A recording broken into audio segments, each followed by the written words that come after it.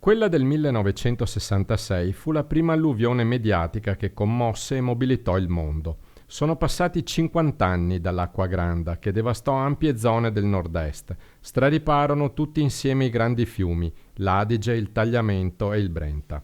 A Venezia la marea arrivò a 2 metri, la rilevazione più elevata mai registrata dal mareografo di Punta della Salute. Non bisogna però dimenticare che il disastro non riguardò solamente il centro storico della città. Furono migliaia gli ettari che andarono sott'acqua anche in terraferma. Catastrofe naturale? Certamente, ma anche l'uomo ha avuto le sue responsabilità. A distanza di 50 anni, che cosa è stato fatto per la messa in sicurezza del territorio? Di questi temi si è riflettuto durante un convegno organizzato dal Consorzio di Bonifica Veneto Orientale nella sede di San Donà di Piave.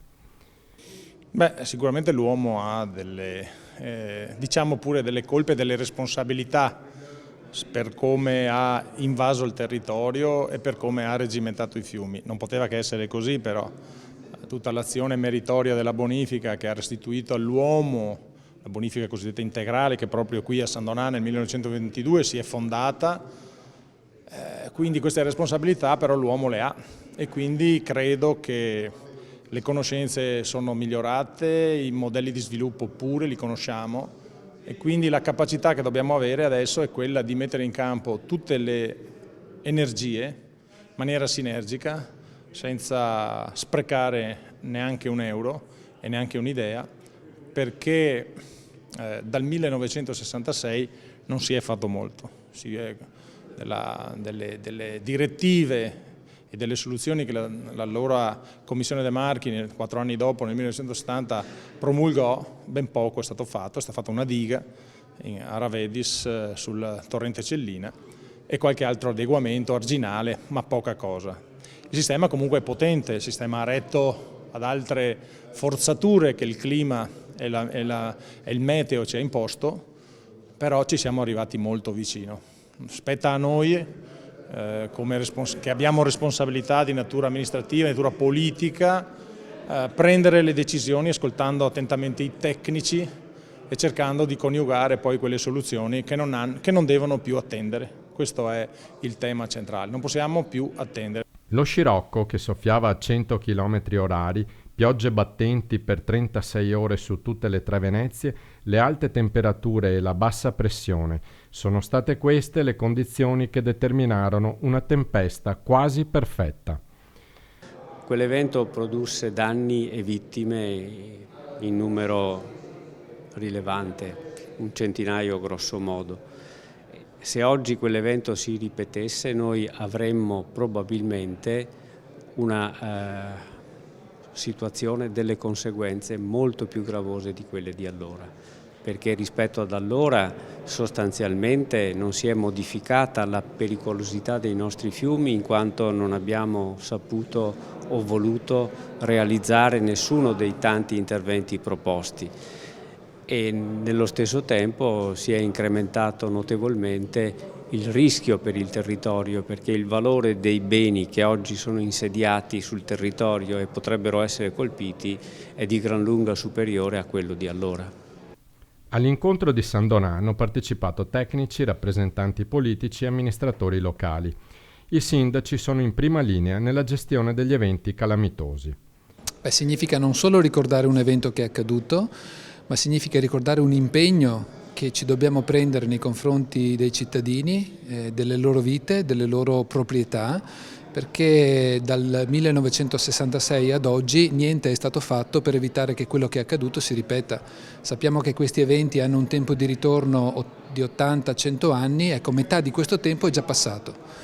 E quegli interventi che erano previsti, dalla creazione di bacini che potessero contenere le piene, piuttosto che anche solo la cura, insomma, di quello che è l'alveo, piuttosto che le rive arginali, ancora non si è compiuto e quindi siamo esattamente nelle stesse condizioni di 50 anni fa, se non peggio. È chiaro che nel Veneto sono accadute nel frattempo altri eventi, immagino quello del Vicentino, insomma, del 2010, oggi quelli sono diventati una priorità, ma non possiamo dimenticare, solo perché sono passati 50 anni, che il Piave è una mina.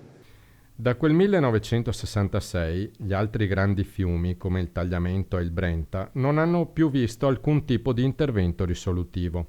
Qualcosa è stato fatto, dopo l'ultima alluvione del 2010, solo per il Bacchiglione e il sistema Alpone-Chiampo-Gua. Sì, certamente il 2010 è storia recente ed è per quello che ce lo ricordiamo molto bene, ha segnato un cambio di passo in quello che può essere stata l'ottica di vedere la messa in sicurezza del nostro territorio. Se in tutti i convegni che in questi giorni si susseguono continuiamo ad assistere a relazioni che evidenziano come dal 66 in avanti poco è stato fatto se non nulla, dal 2010 in avanti per quello che può essere la nostra competenza, quindi l'operatività che svolgiamo tutti i giorni sul reticolo idraulico minore come consorzio di bonifica è stata estremamente importante, così di pari passo quello che la Regione ha messo in campo di riflesso a fianco a noi.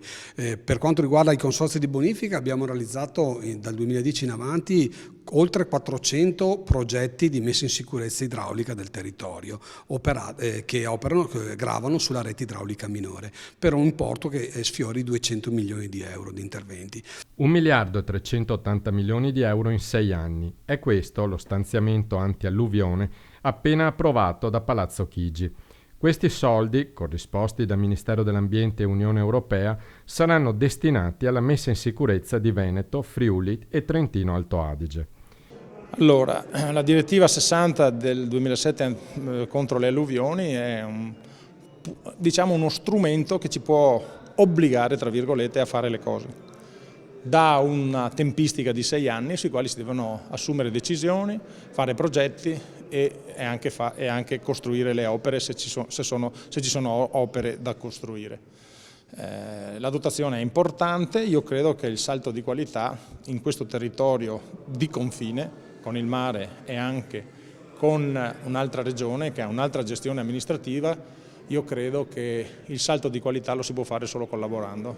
Io difatti ho già incontrato il mio collega del Cellina Meduna, ne ho insediato, che è il consorzio con il quale il nostro consorzio confina a ridosso del Friuli, e quindi credo che questa sia la soluzione. Imparare, conoscere, utilizzare tutti gli strumenti che la tecnologia e le nuove conoscenze ci permettono di utilizzare e quindi collaborare per cercare di trovare le soluzioni, soprattutto su un fiume di confine che è il Tagliamento, che è un rabbioso fiume che quando viene caricato a monte poi i danni li fa anche a valle. Insomma. Il piano approvato dal Consiglio dei Ministri, previsto da una direttiva europea, è stato affidato all'autorità di bacino dell'Alto Adriatico. Il messaggio fondamentale che arriva dalla direttiva europea, che chiede a tutti gli Stati membri di organizzare il piano di gestione delle alluvioni, quindi il termine gestione non è casuale, è un elemento che dice tu governa questo processo dal momento in cui si manifesta, o meglio, in cui lo prevedi, fino al momento in cui si completa questa situazione.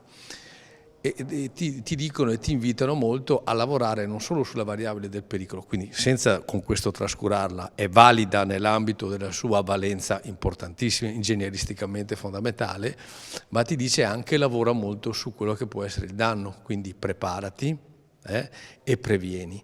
Questo è il grande messaggio che nasce, la logica nuova che ci viene chiesta è di fare questo tipo di attività che mette insieme la pianificazione e la gestione dell'evento vero e proprio, cioè quello che la protezione civile fa nel momento in cui si manifesta la situazione. A conclusione dei lavori, il bilancio del convegno lo affidiamo al Presidente del Consorzio di Bonifica Veneto Orientale. È stato ampiamente interessante il convegno e devo dire che tutti gli interventi, anche quelli soprattutto che ho apprezzato giustamente la nitidezza e la decisione e la chiarezza del professor Dal Paus, ma anche dell'ingegner Baruffi, il quale ha parlato della direttiva alluvioni, della direttiva acqua e quindi di come dovremo acquistare i nuovi paradigmi per la nuova progettazione da rendicontare a livello europeo. Credo che siano stati 2 interventi di fondo. Poi però anche molto apprezzabile l'intervento dei sindaci e degli amministratori locali che pongono il tema anche non solo delle grandi alluvioni, ma anche dei temi delle alluvioni puntuali che avvengono purtroppo anche più volte in un anno e che le modificazioni dovute a infrastrutturazione e dovute a scelte anche un po' sbagliate nel passato di infrastrutturare il territorio in un certo modo, portano poi nei piccoli paesi, e quindi è anche il ruolo che può e potrà avere l'agricoltura, che dovrà farsi carico anche di un sistema, un cambiamento proprio radicale, soprattutto in tema di sostenibilità, apportando quella sostanza miracolosa per la coltivazione ma anche per il trattenimento dell'acqua presso i territori agricoli, i terreni agricoli, che è la sostanza organica. Ecco, combinando tutte queste cose potremo veramente fare sinergia, richiamata peraltro anche dal sindaco Gasparotto, che è il presidente della conferenza di sindaci, di un tavolo comune anche con la parte friulana, che questa sera e questo pomeriggio non c'era, pur invitata, ma che ovviamente dovrà mettersi attorno a un tavolo, dovrà mettersi con noi intorno a un tavolo per decidere poi in maniera coordinata su scelte e progettazione per mettere in sicurezza tutti i territori.